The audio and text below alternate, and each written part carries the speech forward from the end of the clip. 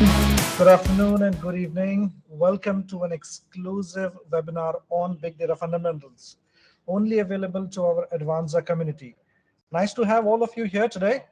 To begin with, let me introduce myself. My name is Pradeep Khanapure. I am the lead mentor here at Edvanza, your personalized career advancement platform. At Edvanza, we believe that professional development is a continuous process that involves education, career guidance, and potential opportunities to inform one's unique career path. Our technology uses AI, that's artificial intelligence and human intelligence, to analyze your skills, spot the gaps, and build a curated pathway packed with industry advices and insights and course recommendations to guide your career journey. And in today's webinar, we will be talking about big data, an element that is crucial in the survival of every industry and technology as we know it. Now, big data is popularly known as a combination of large complex data sets used by companies and organizations to mine information, inform predictive modeling and various other analytical applications. The process of accessing and storing large volume of data for analytics has been in practice for a long time. In fact, the term was first coined in early 90s, but it gained popularity in the early 2000s and changed everything. It has transformed the world of business, revolutionized the scientific research, impacted societies everywhere, and changed the global workforce. But what does that all mean? And why is it important for us to understand the big data as we know it? And how is it being utilized for us to prosper in the competitive market? Now, to answer these and many more questions, please welcome our Director of Digital Learning at Edvanza, Claire Moscrop, an experienced higher education academic and leader with 20 plus years of experience in learning, teaching, and edtech. Hello, Claire. Welcome, and it's great to have you with us today here. Thank you, Pradeep, and hello to everyone. Thank you for joining us. All right, Claire, to begin with, can you give us some insights into your journey and interactions with the world of big data? Yeah, sure. So for most of the past 20 years, I've been working in computing and tech schools in the UK university sector. So I've seen firsthand those developments that you mentioned, Pradeep, and big data and data science. The development of courses and careers in those spaces changed so quickly during that time that it was often difficult to keep up with the demand for talent in that space. And that really hasn't stopped, and the demand for talent in the space is only growing. And I guess alongside this is my own experience of the growth of data in my own workplaces, and the expectation that this data is going to be used to improve systems, processes, the decisions we make. And I think we all have to learn to interact with big data now in any job that we do. Mm-hmm. That's an interesting point, Claire. That's we are all in the big, this data business now. We'll come back to that, I think. But first, I want to start with basics. We hear this term big data thrown around a lot these days. But what does it really mean? I think big data in essence refers to kind of large sets of complex, structured, semi-structured and unstructured data. I mean, as tech developed, the data came in greater variety, increasing volume and higher velocity. And initially when the term first started being used, it meant data that couldn't be processed in a standard way using standard computers and software that we had. But very quickly, as the internet developed, and yes, I am that old, traditional data processing software and servers could no longer manage or process data being collected across all aspects of our life and business. And the data really became increasingly messy as we collected more web-based, unstructured data.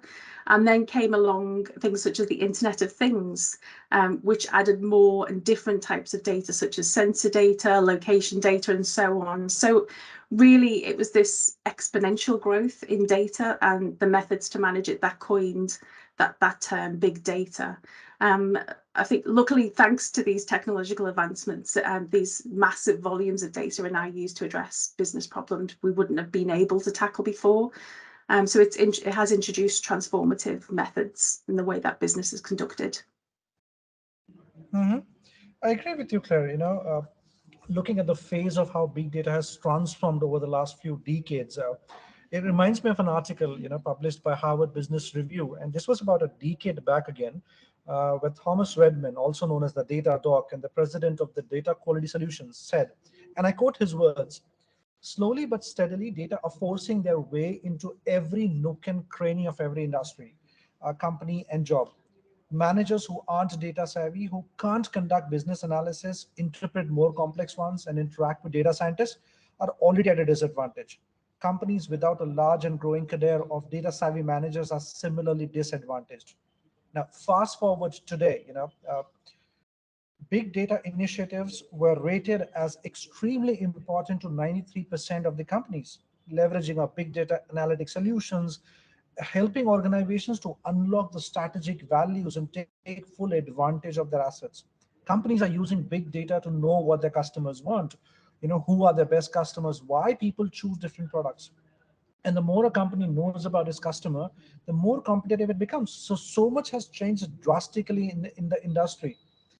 But you see, the question still remains that often people, when hear these terms like big data and data science, they think of scientists working on massive computers, super technical people with PhDs in mathematics and so on. Are there a variety of careers in data science that don't fit into this category? Yeah, absolutely. I've shared this diagram that I think we're going to put on the screen now. This is the data science hierarchy of needs, originally from Monica Ragati, but with this edited version from Emmanuel Ogunbemi, which notes the types of jobs that might sit at each of these levels in the data science hierarchy of needs. And I say types of jobs because these are only some of the examples, because there are plenty more. So we can see that at the tip of this hierarchy, there are researchers and machine learning specialists, those people you mentioned with the masters and PhDs, Pradeep. And whilst this can be the real cutting edge space, the reality is that most businesses are actually looking for staff further down the hierarchy who can effectively collect, manage and analyze data sets. So with the ability to use a company's data to add value to solve any problems. So you don't really need to be the people working at the top of that triangle to make a real difference in a data role. Oh, that's quite a helpful breakdown. You see, often in the world of data science and big data, this can feel inaccessible when thinking about careers or upskilling. But that description really helps. Is this breakdown affected by the type of company you work for too? Yeah, of course. So small companies are less likely to have anyone at the top of that hierarchy, so they won't have their own data science departments and may not even have a single data scientist. Small companies will want you to use the tools they have available to gain the most out of the data that they have. Whereas larger companies, on the other hand, will have whole teams of data scientists, researchers, experts. If you think about the other end of the size scale, people like Google, Amazon, and the other big tech companies, they live and breathe data. But the reality is that your job in such a company is likely to be very focused on one small area of data. All right. So does that mean the company size and focus will affect what your data role may be? Yeah, in a small company, you might be the only data person they have. I used to work with a guy called Dave, who ended up being called Data Dave because he was the only person in our team who could do the data in the past. So you might be the only person they have. In a large data-driven company such as Amazon, you might be a data analyst, you could be a data engineer, you could be a data infrastructure specialist, and so on. So you're more likely to specialize in particular areas in a large company. And I've shared a great video today that I think we're going to show to our audience. It's from Joe Matek on YouTube, and I think he's described this idea of data jobs and their variety better than anyone else. So I thought it was worth sharing.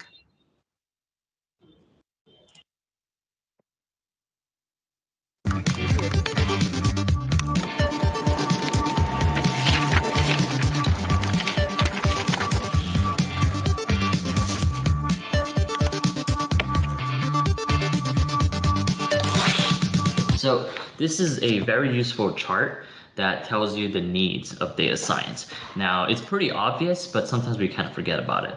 Now, at the bottom of the pyramid, we have collect. You obviously have to collect some sort of data to be able to use that data. So collect storing, transforming, all of these data engineering effort is pretty important. And it's actually quite captured pretty well in media because of big data. We talked about how difficult it is to manage all this data. We talked about parallel computing, which means like Hadoop and Spark, stuff like that. We know about this. Now, the thing that's less known is the stuff in between, which is right here, everything that's here. And surprisingly, this is actually one of the most important things for companies because you're trying to tell the company what to do with your product. So what do I mean by that? So I meant analytics that tells you using the data, what kind of insights can you tell me? What are happening to my users? And then metrics. This is important because what's going on with my product? These metrics will tell you if you're successful or not. And then also, A/B testing, of course, experimentation, that allows you to know which product versions are the best. So these things are actually really important, but they're not so covered in media. What's covered in media is this part. AI deep learning. We've heard it on and on about it, but when you think about it, for a company, for the industry, it's actually not the highest priority, or at least it's not the thing that yields the most result for the lowest amount of effort. That's why AI deep learning is on top of the hierarchy of needs. And these things, A/B testing, analytics, they're actually way more important for industry. So that's why we're hiring a lot of data scientists that does that. So what do data scientists actually do? Well, that depends on the company because it depends on the size. So for a startup, you kind of lack resources. So you can only kind of have one DS. So that one data scientist, he has to do everything. So you might be seeing all of this being data scientists. Maybe you won't be doing AI or deep learning because that's not the priority right now, but you might be doing all of this. You have to set up the whole data infrastructure. You might even have to write some software code to add logging, and then you have to do the analytics yourself, then you have to build the metrics yourself, and you have to do A/B testing yourself. That's why for startups, if they need a data scientist, this whole thing is data science. So that means you have to do everything. But let's look at medium-sized company. Now, finally, they have a lot more resources. They can separate the data engineers and the data scientists. So usually in collection, this is probably software engineering. And then here, you're gonna have data engineers doing this. And then depending if your medium-sized company does a lot of recommendation models or stuff that requires AI, then DS will do all of this. Right. So as a data scientist, you have to be a lot more technical. That's why they only hire people with PhDs or masters, because they want you to be able to do the more complicated things. So let's talk about large company now. Because you're getting a lot bigger, you probably have a lot more money, and then you could spend it more on employees. So you can have a lot of different employees working on different things. That way, the employee does not need to think about the stuff that they don't want to do, and they could focus on the things that they're best at. For example, me, at my untitled large company, I would be in analytics. So I could just focus my work on analytics and metrics and stuff like that, so I don't need to worry about data engineering or AI deep learning stuff. So here's how it looks for a large company. Instrumental logging sensors. This is all handled by software engineers, right? And then here, cleaning and building data pipelines. This is for data engineers. Now here, between these two things, we have data science analytics. That's what it's called. But then once we go to the AI and deep learning, this is where we have research scientists, or we call it data science core, and they are backed by ML engineers, which are machine learning engineers. Yeah. Anyways, so in summary, as you can see, data science can be all of this, and it depends what company you are in, and that definition will vary.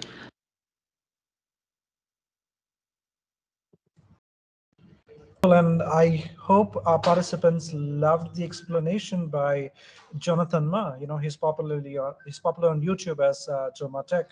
But this video certainly explains in details about data analytics roles that we don't hear or see on a regular basis on business news. So drop in your comments in the chat box. Let us know if this particular video, a small video, helped you gain a little more understanding about the data analytics roles. And while we also look at your responses, Claire, moving to our next question, from here on, based on a discussion. So for our audience today, do they need to get into data science to be able to work with big data? No, not at all. I think this brings us back to the point we said we might pick back up earlier, Pradeep. The reality is that in today's workplace is that we're all working with data, and we all need to understand the power of data and the tools we can use to help us analyze it. So we don't need to be mathematicians, data scientists, because we have the tools that help us to visualize and analyze the data. So the first step, I think, might be picking up some skills in some of those tools. Now, you just mentioned visualization there. What tools can we use to visualize data, and what is the power of data visualization? Yeah, well, visualization is simply the process of graphical representation of data. So this might come in the form of charts, spark lines, infographics, heat maps, statistical graphs, and so on. Data represented through Zoho Reports, Google Charts, QlikView, and so on. There's many of them.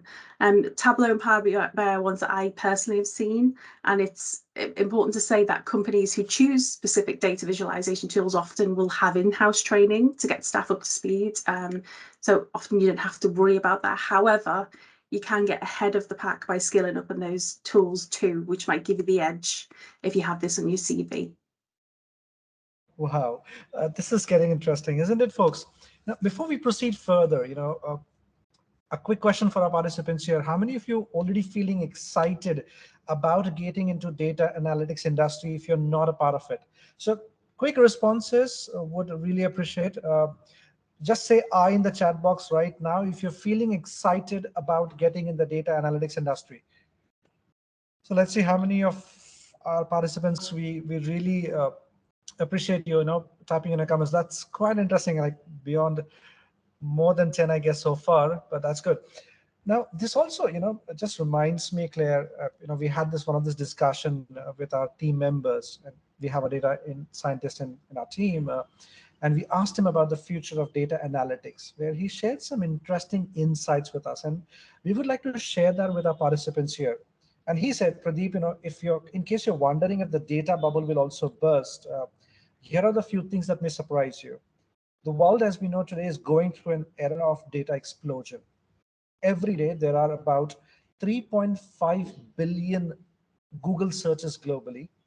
There are about 2,077,000 stories on Instagram, about 6,094,000 hours of video on Netflix, 4,500,000 videos on YouTube, 4,800,000 GIFs, and about 1,400,000 swipes on Tinder. And we were laughing on it, and this was shocking numbers. They said this is why we need data science to sort out the structured and the unstructured data efficiently. Data science is currently one of the top career options for people from a technology background. And given the pace at which the world is moving towards this digitalized operations for all big and small tasks, this profession is here to stay. And I couldn't have agreed more. So Claire, coming back to our discussion, how would knowledge of big data help our participants gain employment? I'm still shocked by the amount of time people spend on Tinder predicting. There we go. I think yes. I mentioned that there are varying levels of data knowledge, but regardless of that, I strongly believe that in the data field, any experience and knowledge in the data field can help to increase those job opportunities, and candidates with any big data skills and expertise are really in high demand. And I think that the next benefit of gaining skills is obviously salary growth, because where there's strong demand for professionals, obviously the wages go up as well. So it drives up the salaries, which is beneficial for those working in that area and have any skills. I think another important factor to note there is that data is obviously prevalent across all industries. So you're not stuck in one industry, you have more opportunities to move around. So just more opportunities in general, I think, to get jobs. So if our participants here today, as we saw from the responses, a lot of them excited to, get in this industry. So a quick, advice from you is, if our participants want to get into the role of data, what would Mhm. you suggest they do to upskill themselves? Yeah, well, I think as we've noted, the variety of jobs in the space is mirrored by the variety of routes in. We obviously have the traditional routes that we've mentioned via degrees and masters and so on. But there are also routes to pick up courses and certifications to demonstrate your skills to employers. So being able to note on your CV that you have a badge or a certification in a particular skill, it help you to get past that first CV or resume sift. So if you write at the beginning of that journey, just start with a course that will give you the grounding of what big data is and start to pick up skills then in particular tools, ones that we've mentioned. And even without a degree in data science, you can still quickly develop your skills in this area and put you one step ahead just by the personal development courses that you do. Mm-hmm. So the path is to upskill in data course and the tools, as you mentioned. Is there anything else that is the key to getting ahead in this area? Yeah, I think that the biggest surprise for me was when I was a program lead for a degree called IT Management for Business. And this course did have lots of technical content, but it also had lots of other softer skills as well embedded, such as presentations, writing requirements documents, and so on. Now, when those graduates went out into the world of work, what happened is I got very new employers coming back to me to ask what we did differently on that degree, because in their words, you're producing tech-savvy graduates who can actually communicate effectively from the start. So they came back to me every year to take my top 10% of students because they knew they were getting what they saw to be the holy grail, which was tech graduates with excellent soft skills. So as such, I wouldn't underestimate. In fact, I would say to prioritize the value of developing your communication skills, because again, to put yourself ahead of your competition in the jobs market, you need to be a rounded individual. You'll be working in teams, communicating across levels, across divisions. You'll be managing issues and conflict sometimes. So whilst it is important to develop your skills, you still have to communicate that effectively to your peers, managers and customers. So don't lose focus on the importance of those softer skills as well. Mm-hmm. True. And in fact, I believe Edvanza does offer some of these relevant courses. Yeah. So we have a unit on big data fundamentals. So that's for users interested in developing an understanding of big data and data analytics at a beginner level. It's really right from the beginning. We also have a unit on decision making using data, which is a good next step. And in addition to this, we also have units on effective communication and developing those softer skills as well. Mm-hmm. Right. I think we already have shared, a few of the relevant courses here, primarily focused on big data fundamentals, and the other one is around the communication techniques. Mm-hmm. I also see participants are curious, and there are already I think I could see a question here. So what we'll do is we'll pause for a moment and we'll take up a few questions for our participants here. So folks, the forum is open for you all to ask any questions that you would like to ask and gain those clarity from Claire. And while you're posting your questions and I start reading the first one, we also recommend all our participants here, to check out our exclusive courses on data analytics to gain more understanding on building your foundation skill on the topic. Now, I'll just take out the first question from our audience, and we don't have the name here, but there's a number. Any knowledge of algorithm and data structure required? Yes, I think when we get into those more technical data science areas, then definitely you need those skills. So it's certainly, if that's an area you want to get into with the data jobs, then yeah, algorithms, mathematical skills generally would be important. Mm-hmm. All right, so we have the second question up here. And it says, I have an experience in marketing. What specifics of big data and analytics learning should I focus on? That's an interesting question. I think a data scientist in the marketing space they're likely going to be working to generate like tactical and strategic insights into improving marketing effectiveness, and also working with colleagues and management to ensure that they're understanding the data. As such, the skills that are likely to be useful are, you know, data visualization, so learning specific tools that we've mentioned, some programming skills, maybe in Python or R, and obviously great communication skills to allow you to deliver and explain the marketing data insights to others. All right. Hope that answers the question. I'll take the next one from Surya here. Is learning AI and ML necessary for data analyst? I think it's beneficial, shall we say. I think the key message I'm trying to get across here is the levels that we can get into data. So it absolutely is beneficial, but it's getting towards the top of that hierarchy of need, data hierarchy of needs that we mentioned earlier. So yes, if you want to get into data analytics and data science, then that is beneficial. All right, thank you, Claire. Hope that helps, Surya. I have the next question. Can we survive without knowing AI and ML in data analysis field?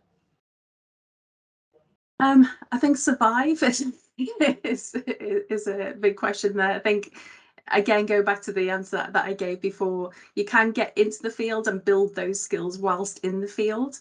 And so it would be very difficult to apply for some of those jobs higher up that hierarchy of data needs without those skills. But you can start further down and build on those skills as you're working.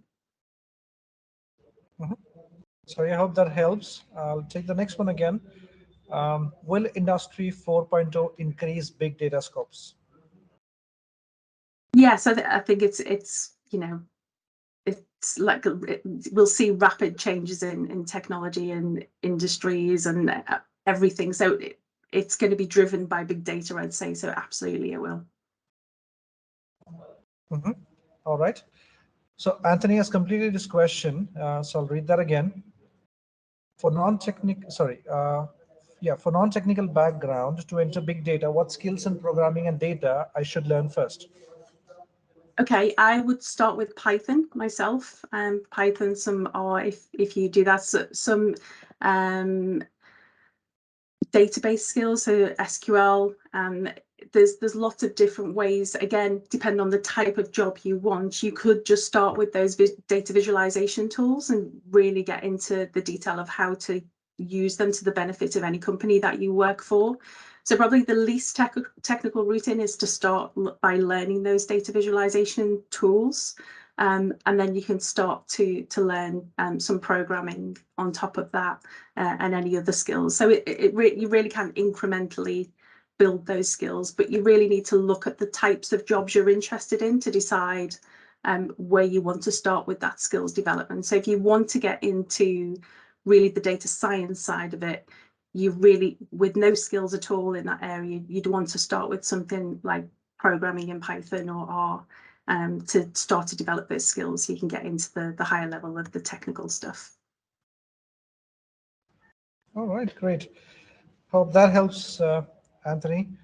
And moving to the next question, this is from Ayub. He's saying, as a chemical engineering student, I'm interested in big data. Will having chemical industry specific knowledge limit exploring business or data analysis?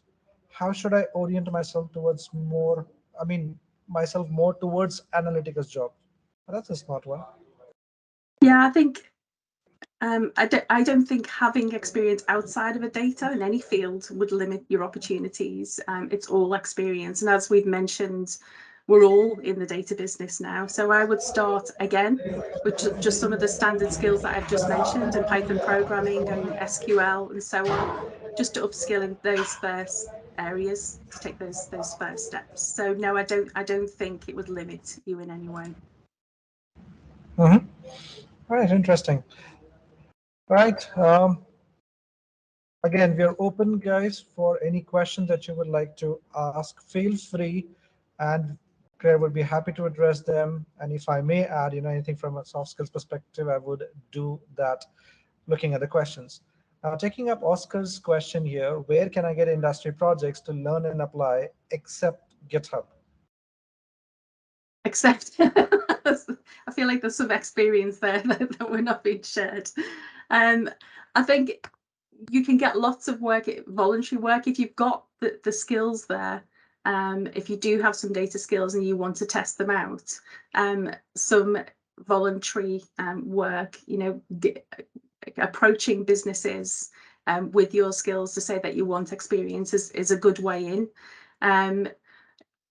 Not through, which is not through GitHub, which is good for you, whoever that was. But yeah, it's being willing to put yourself out there, to send your CV, to say this is what I'm willing to do. Do you have any projects where you want an extra pair of hands?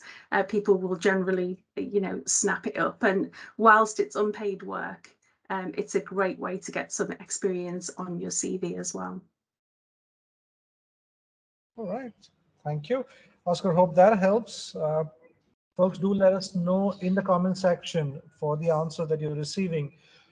If you are happy with them, if you know this is insightful, just let us know by any way, saying, you know, just acknowledging that yes, you know, agreed. Or if there is a question that you want to ask on the same answer given by Claire, just post in your questions here.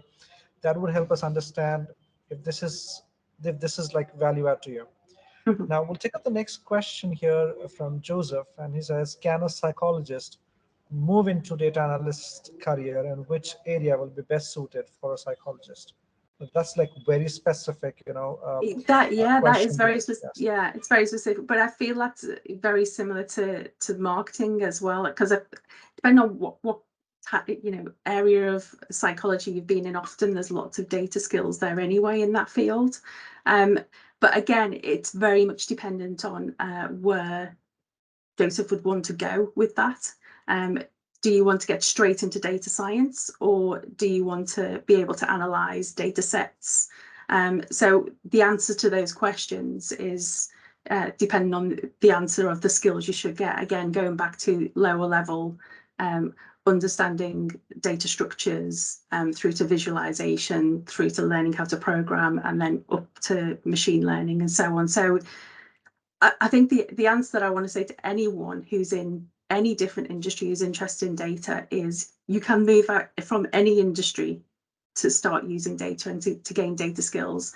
You can gain those data skills in the industry you're in, just by embedding yourself in the data in your own industry to find your own insights and so on. So I think the important thing to say to the person who asked that question and everybody else is, you can gain those skills regardless of what you're doing now. You just really need to look at, I think a great way to do it actually is to look at some job descriptions in the data field. And actually, if you go onto the Edvanza Learn tab, when you're on the Edvanza platform and just put in big data, there's a number of big data jobs that appear there. Look at the big data job specifications, see the skills that they want, and then you'll get a deeper understanding of maybe the type of data job that you're more interested in. So embed yourself in some of those data job skill specifications to gain that deeper understanding of what skills you may need to start with, depending on which jobs are most attractive to you once you go through those specifications. Absolutely clear. Thank you so much, Joseph. Hope that helps. Do let us know in the comment section about the advice that you just received. And while we take up the next question, is there any topic you would suggest, or sorry, is there any topic you should be strong in mathematics for data scientists? I think somebody mentioned algorithms earlier. I'm not a data scientist. I'm not a mathematician, as I said earlier.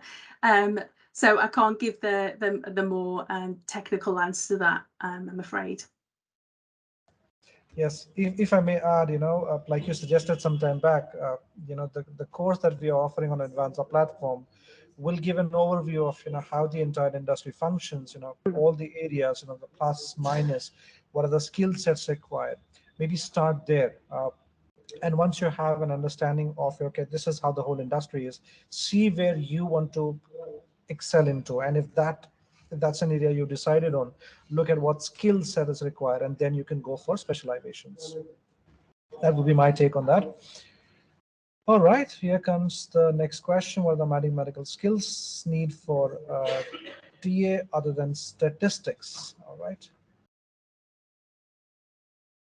Was that a different question? Was that was the same yes, as I the think last it's almost question? the I think. same question. Yeah. Sorry. Yeah. So like our answer would still remain the same.